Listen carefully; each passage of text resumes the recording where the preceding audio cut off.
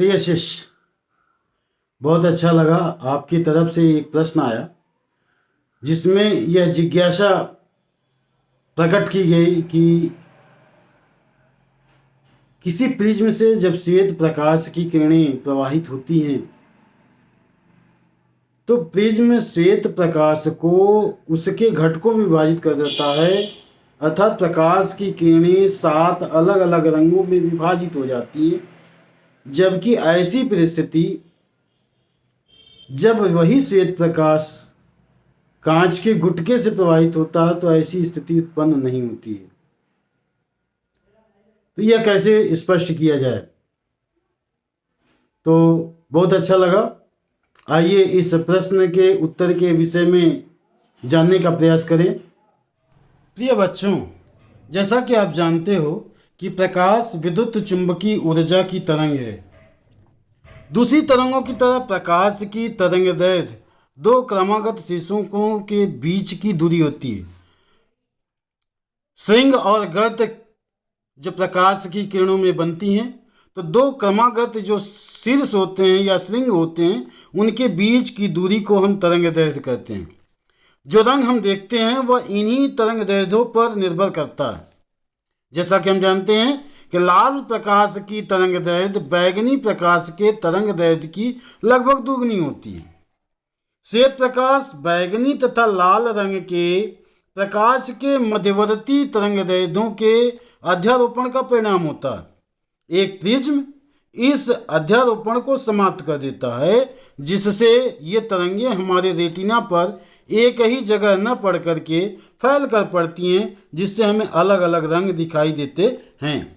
आपका जो प्रश्न है वह यह है कि प्रिज्म के साथ ऐसा होता है, लेकिन कांच के गुटके का यदि प्रयोग करें तो उसमें ऐसी स्थिति नहीं होती। इसका मुख्य कारण यह है कि प्रकाश की तरंग जब कांच के चपटे गुटके में प्रवेश करती है तो प्रकाश का वेग कम होता है।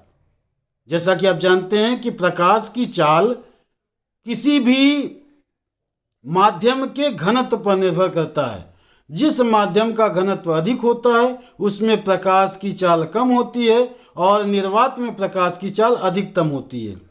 तो यह जो प्रकाश की चाल माध्यम में प्रवेश करने पर कम होती है, इसमें जो प्रकाश की चाल में कमी आती है छोटी तरंगदैर्घ्य के लिए ज़्यादा होती है, जबकि बड़ी तरंगदैर्घ्य के लिए कम होती है। तरंग की चाल में यह कमी तरंग की दिशा में कोई बदलाव नहीं लाती अगर तरंग का अगला सिरा समतल सतह पर सीधे गिरता है, यानी कि अविलंबवत जब प्रकाश की किरणें किसी तल पर पड़ती हैं तो दूसरी ओर, जैसा कि स्नेल का नियम कहता है, कि सीधे बिना अपना पथ परिवर्तित किए निकल जाती हैं। लेकिन जब प्रकाश की जो कांच के गुटके से दूसरी छोर पर निकलती हैं वो तिरछे तल पर यदि पड़ती हैं तो अपवर्तन की क्रिया होती है। जब हम देखते हैं कि कांच का गुटका जिससे प्रकाश की किरणें प्रवेश करती हैं और फिर दूसरे माध्यम में प्रवेश करती हैं, तो प्रकाश के विभिन्न रंगों का क्रम जो होता है वो गति चेंज होने से आगे पीछे हो जाते हैं, लेकिन उनका अध्यारोपण कम नहीं होता। वो पुनः बाहर निकलने पर पुनः अध्यारोपित हो जाते हैं और इस प्रकार से उनमें परिवर्तन नहीं हो पाता है। जबकि दूसरी ओर अगर देखा जाए तो प्रिज्म का प्रयोग करते हैं तो कांच की सतहों के गैर समांतर होने के कारण आपतन कोण इनका बदल जाता है। जब प्रकाश की किरणें प्रिज्म के तल पर पड़ती हैं तो इनका आपतन कोण जो होता है वो बदल जाता है तथा अपवर्तन के बाद अलग अलग रंगों के लिए अलग अलग हद तक प्रकाश की चाल जो होती है वो बदल जाती है।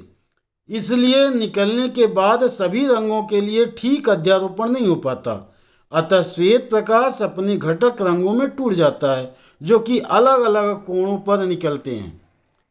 इस जो प्रक्रिया है, इस प्रक्रिया के लिए मुख्य रूप से जवाबदेह होता है कि विभिन्न माध्यमों में प्रकाश की जो चाल होती है वो चाल अलग अलग होती है।